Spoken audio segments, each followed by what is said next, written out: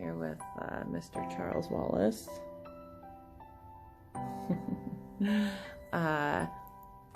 And I want to talk to you again about markers of health, right? I think so much about mental health focuses on the ways that we're broken, or the ways that we need to heal, or the ways that we're not good enough or something. And where's the blueprint for like when you're healthy?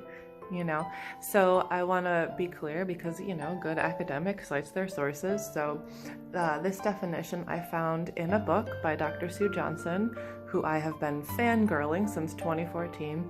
So Dr. Sue Johnson, look her up. I highly recommend her book, Hold Me Tight. It is written for not psychologists, it's written for just lay people, and it's especially useful if you're already in a committed romantic relationship, be it heterosexual or homosexual. There's not a ton of research on polyamorous relationships, but if you're in a poly relationship and you check it out, I would love to get feedback on whether or not it helped you. And so she created this emotionally focused therapy, which is the most empirically validated way of treating couples. It is the way that I use when I work with couples.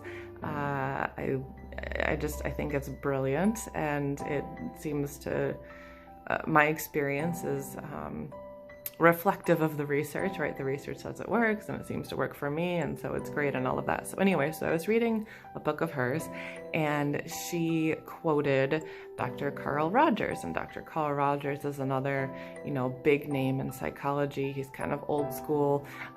He was sort of one of the founders of the humanistic movement, which maybe doesn't mean anything to you, but my point is, I just want to clarify, I didn't personally come up with these definitions.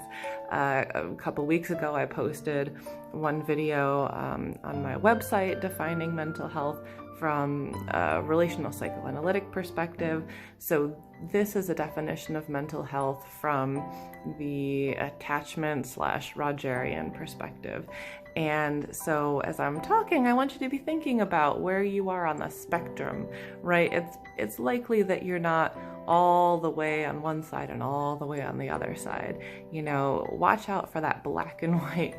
Don't you agree, Charlie? They should watch out for that black and white thinking.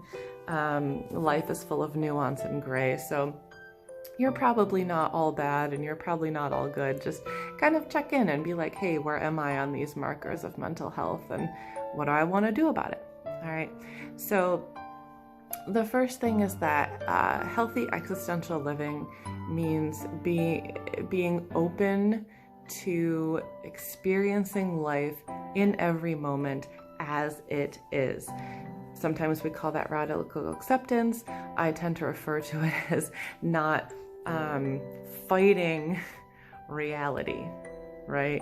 I remember March, April, May, back in COVID, I had a lot of clients who were fighting reality. They didn't want to believe that the pandemic was happening, this wasn't fair, and blah, blah, blah. No judgment to them. They were, in a trauma cycle at the time. But healthy existential living is an openness to the flow of experience and living every single moment of life fully. So where are you on that spectrum? And what could you do to just make even a baby step towards being a little bit healthier today, right?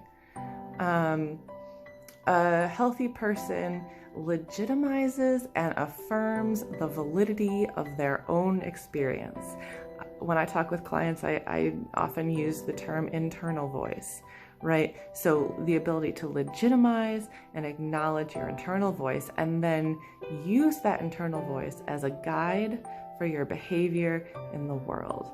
And I would add, they didn't say this, but I would add, this also involves getting very, very clear on your personal values, and then, which, if you talk to your inner voice, your inner voice will tell you what your values are, and then making choices that are in alignment with your higher voice and AKA your values, right?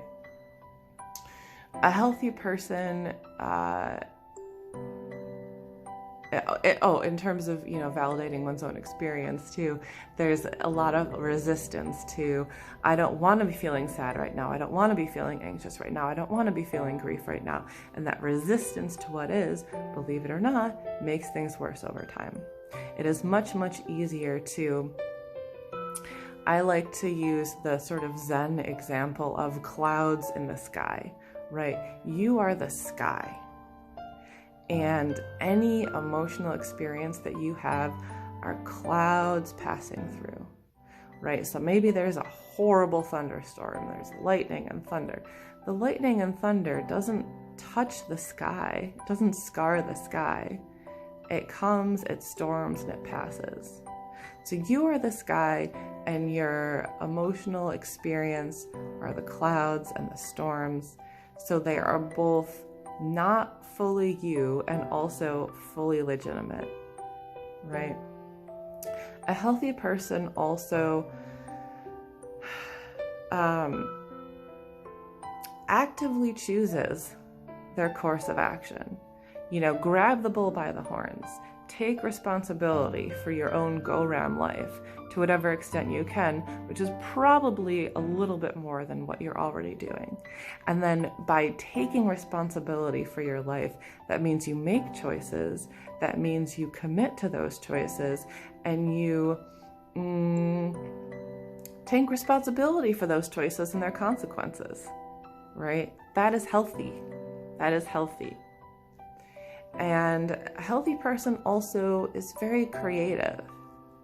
And for some of us, maybe that's being an artist, but creativity in general means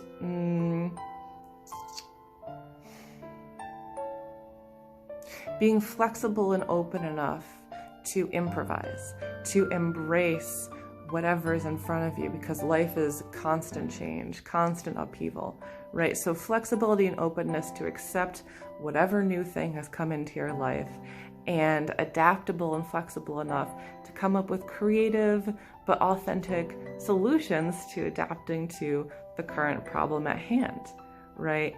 And along with this is this openness to embrace what is, embrace fully what is. Even if you don't like it, folks call that radical acceptance. Wouldn't you agree? He's good at radical acceptance, except when his dish is empty. We're working on it. Radically embracing what is and being open enough to embrace and generate new ideas, growth, creativity. So here's to all of us on our journey towards mental health, right? And think about all of these different things, and maybe you're fabulous at it, and that's great. And if you're really excelling in one of these areas, model that, embrace that, embody that out in the world as an inspiration for others.